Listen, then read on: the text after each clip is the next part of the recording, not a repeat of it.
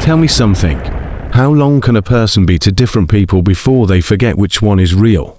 How long can someone stand in church on Sunday, shake the pastor's hand, smile at the congregation ... and walk out those doors into a completely different life? Most people who live double lives never plan to. It starts with one small compromise, one secret kept, one version of yourself shown to one group of people, and a different version shown to another. And before long, you're not living one life badly, you're living two lives, and neither one is the truth. His name was Pastor David Emmanuel Collins, 47 years old, senior pastor of a congregation of over 2,000 people, married to Catherine for 21 years, father of 3, a preacher whose sermons on integrity were shared across the internet by hundreds of thousands of people. He died of a stroke on a Friday evening. He was supposed to preach on Sunday. His family buried him with tears. His congregation called him a giant of faith. They didn't know what God knew. And today in this place, both versions of David are going to stand together for the very first time, and only one of them is real. Stay, because what is about to be revealed will shake something loose in you that needed to be shaken. David was genuinely called. That matters. He didn't start as a fraud. At 23, he knelt in a small room and gave his life to God with everything he had. The fire was real. The tears were real. The hunger to preach was real. He planted a church at 26 with 40 people and a borrowed room, but somewhere between 40 people and 1,000. Something changed. The platform grew. The influence grew. The expectations grew. And slowly, quietly, the gap opened between who he was on the stage and who he was when no one was watching. He had a second phone. Catherine never saw it. He had financial arrangements the church board never knew about. Money moved through accounts that existed only on paper. He preached generosity on Sundays and practiced something else entirely through the week.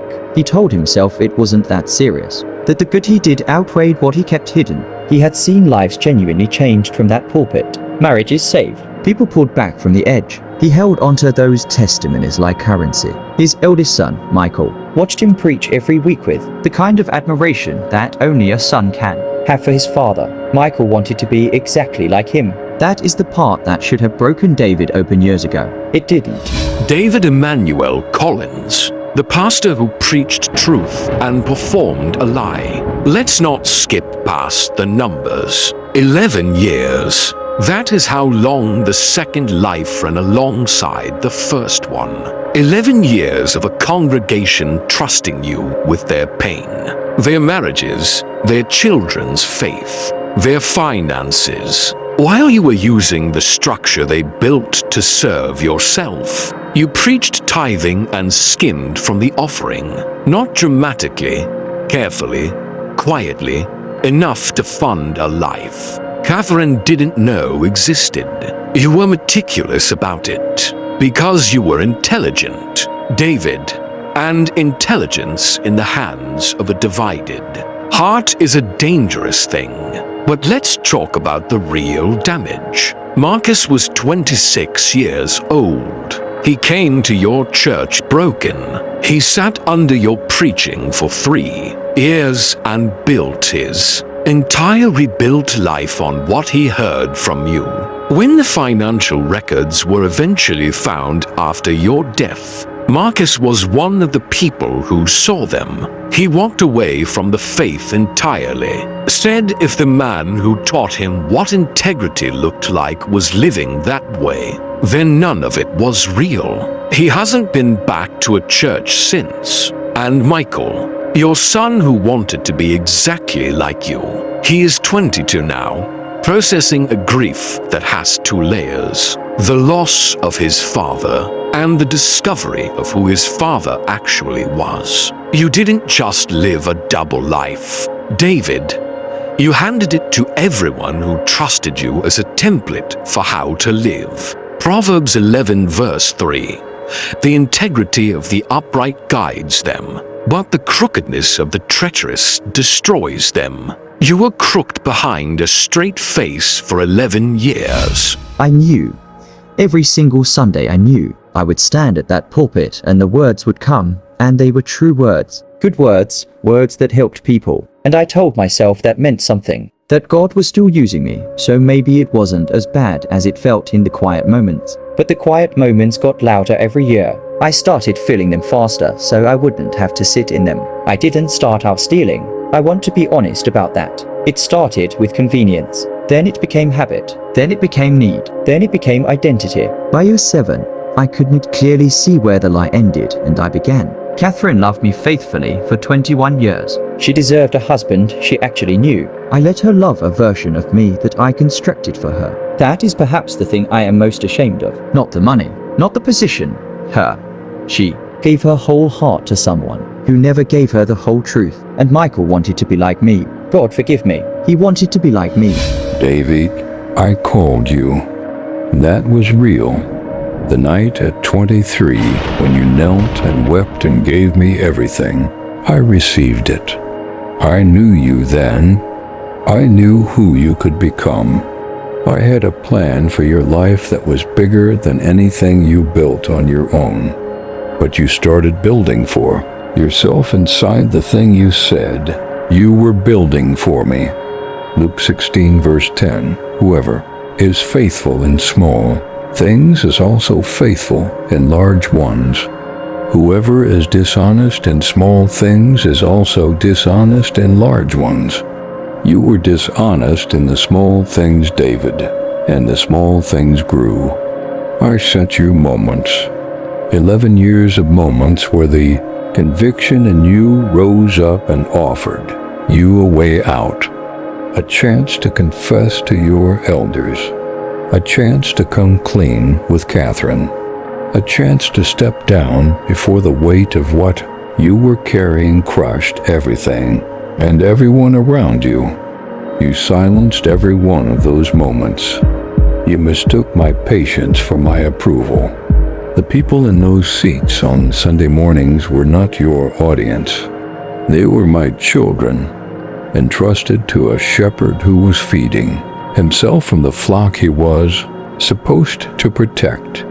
Marcus walked away from me because of you. You will have to know that. Michael is searching right now for a faith that is real. He is trying to separate what I said from what you did. He is doing it in pain. You put that pain there. I am a God who forgives everything that is brought to me in genuine repentance.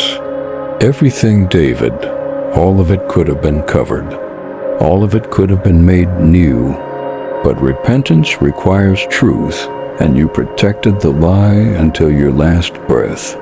A double life cannot enter a single eternity. What you sowed across 11 years has a harvest, and it begins now. You are watching this, and you are feeling something specific right now. Maybe you are living into versions of yourself, and you have been for so long that you've stopped noticing the weight of it. The person people see at church, the person only you know about, the gap between them that you keep promising yourself you will close one day. One day is not a date on a calendar. One day has buried people who had plans to be different. David was genuinely called and genuinely gifted and genuinely fell. He fell not in one dramatic moment but in -1 years of small daily choices to protect the lie over choosing the light. You are not David yet, but you are making the same small choices he made. Numbers 30 to verse 23.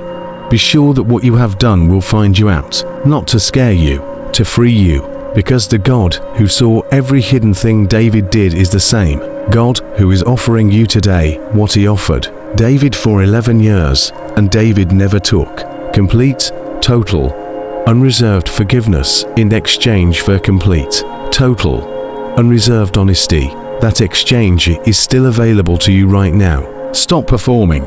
Start confessing, not to the congregation, to God first, then to someone safe who can walk with you into the light. The double life always costs more than you agreed to pay. Always. Come back to the one life, the real one, while you still have breath to choose it. If this broke something open in you today, type I choose one life in the comments. No judgment here, just people deciding to be whole. Share this with someone who needs to hear that the cost of hiding is always higher than the cost of honesty. Like if David's story showed you that God's patience is not the same as God's permission. Subscribe, because this channel will always tell you the truth even when it's uncomfortable. He preached 2000s. He was known by none. He built a house of influence on a cracked foundation, and it stood for 11 years before everything came to light. The most dangerous place to be is not in open rebellion against God.